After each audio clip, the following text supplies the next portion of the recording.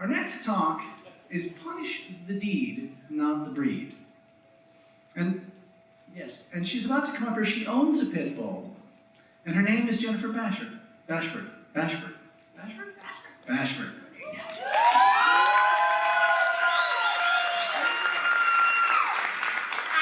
Thanks so much for coming. Et bonjour, mes amis à Paris. I didn't realize we were worldwide. I'm going to talk tonight about pit bulls, one of the most misunderstood and vilified dog breeds out there. Some of the misconceptions, the myths, media bias. Most people, when they think about pit bulls, they think about situations like Michael Vick and this cruelty, these dog fighting cases. What most people don't know is that they seized 51 dogs from that situation of cruelty. 47 of them have been rehabilitated and live in families, and most are serving right now actually as therapy dogs and living in families and working with kids in hospitals. So it's a very cool situation. It shows the resiliency of this breed.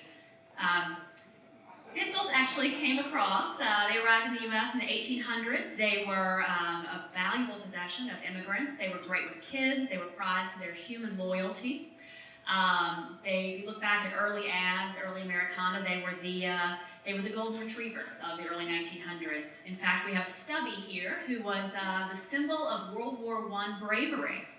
He's in his little military uniform right there, and he was on all the World War I posters and everything. Politicians, historians, historical figures throughout time have always had pit bulls. Everyone from Helen Keller to Theodore Roosevelt to Jon Stewart really value the dogs for their gentle nature, their loyalty, their intelligence. One of the most famous dogs in popular culture, Petey from The Little Rascals, actually has his own star on the Hollywood Boulevard, was a pit bull, the constant companion of our gang. So, great dogs. It's a far cry from what we see today, actually looking at pit bulls. This is, unfortunately, the image you see right now at pit bulls, a symbol of crime, of poverty, of abuse. So they've come a long way from being a trusted family companion to now kind of a sad case. Pits can come in any size, shape, short, small, but the one thing that really unifies a pit is their personality. Owners describe them as goofy, playful, affectionate, cuddly, intelligent, determined. So, talking about myths. The first myth is that pits are unpredictable and vicious. And in fact, pit bulls actually pass the American temperament testing at a higher rate than golden retrievers, beagles, chihuahuas, dachshunds, all sorts of breeds that you think of as being really calm, good family dogs. Pits are actually remarkably tolerant and great, friendly dogs as long as they're raised correctly. The second myth is that pit bulls are terrible with kids. This is a big one. We all see the news, but in fact, pits have a long history of being wonderful family companions and being great with kids. And their nickname for decades was the nanny dog. In fact, still in Europe, they're still called the nanny dog. As you can see here, they are loving dogs. They're very tolerant of rough and tumble play with kids. You just have to train your kids to interact well and obviously never leave a kid alone with any dog breed. So, the third myth is that pit bulls are vicious killers. This is a serious one. Again, we all see the news. It's important to note that dog bite fatalities are actually exceedingly rare. There are over almost 78 million dogs in the U.S., and in 2009 there were 31 dog bite fatalities, 14 of which were attributed to pit bull type dogs. Any big, scary dog, unfortunately, can be called a pit bull, so there's a lot of ambiguity in that as well.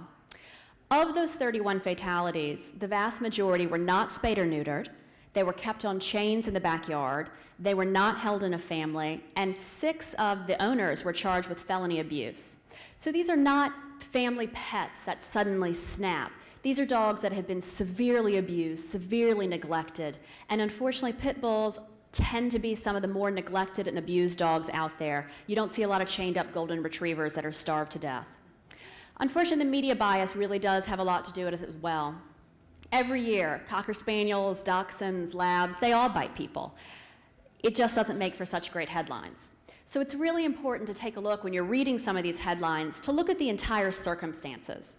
And the best thing to do, honestly, is to come down to a shelter, meet a pit bull for yourself, see what they're like, see how friendly and happy and loving they are, And that way, when you look at these headlines, you can kind of take back and step back and say, you know what, I met those dogs, they're great. If you're looking for some more information, we got some great links up here. Badrap.org is a great one. They're the ones who rehabilitated Michael Vick's pit bulls. So definitely check some of these links out and feel free to come down to the shelter and meet a pit bull for yourself. Thank you very much.